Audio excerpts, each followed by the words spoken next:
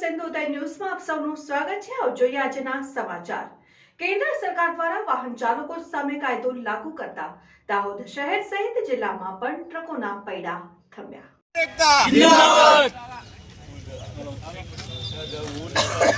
કેન્દ્ર સરકાર દ્વારા ટ્રક ચાલકો સામે કાયદો લાગુ કરવામાં આવ્યો છે। જ્યારે ટ્રકથી અકસ્માત સર્જાય ત્યારે ટ્રક ચાલકને ઇજાગ્રસ્ત ઇસમને સારવાર માટે લઈ જવા પડશે।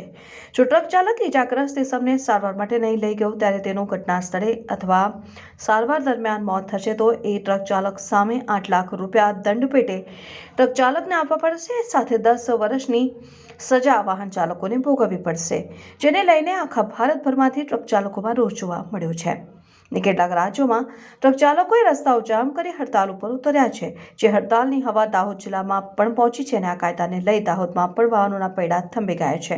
કોઈ પણ ટ્રક ચાલક ટ્રક ચલાવવા તૈયાર નથી, જેમાં તારીખ 1 જાન્યુઆરી 2024 સોમવારના રોજ 5 વાગ્યાની આસપાસ વાહન ચાલકો દાહોદના એપીએમસી ખાતે એકઠા થઈ વિરોધ નોંધાવ્યો અને કેન્દ્ર સરકાર આ કાયદાને રદ કરવાની માંગ કરી છે। જો કેન્દ્ર સરકાર વહેલામાં વહેલી તકે આ નિર્ણય પાછો નહીં લે તો દાહોદ જિલ્લામાં પણ ચક્કાજામ કરી હડતાલ ઉપર ઉતરવાની ચીમકી ટ્રક ચાલકો દ્વારા ઉચ્ચારવામાં આવી છે।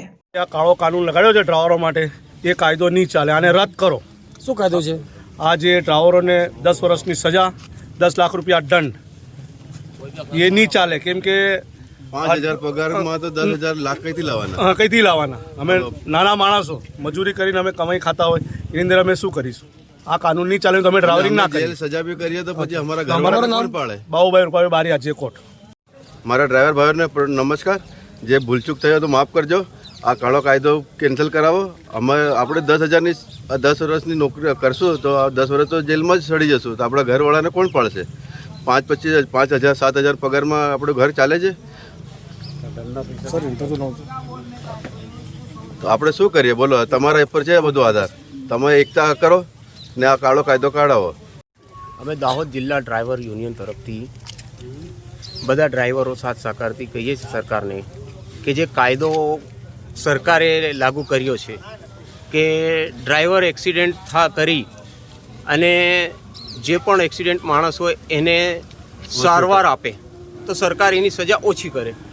પણ અગર જો ડ્રાઈવર તો એથી નાસી જાય તો એને 10 લાખ રૂપિયાનો દંડ વત્તા 7 વર્ષની સજા કે 10 વર્ષની સજા જે લાગુ કરી છે સરકારે, એના માટે ડ્રાઈવર અગર જો પેલા ડ્રાઈવરને સારવાર માટે ઊભો રહે લેવા માટે, તો જે એક્સિડન્ટ માણસ છે એનો પરિવાર જણા પેલા ડ્રાઈવરને શું સાથ સહકાર આપશે કે એને મારશે?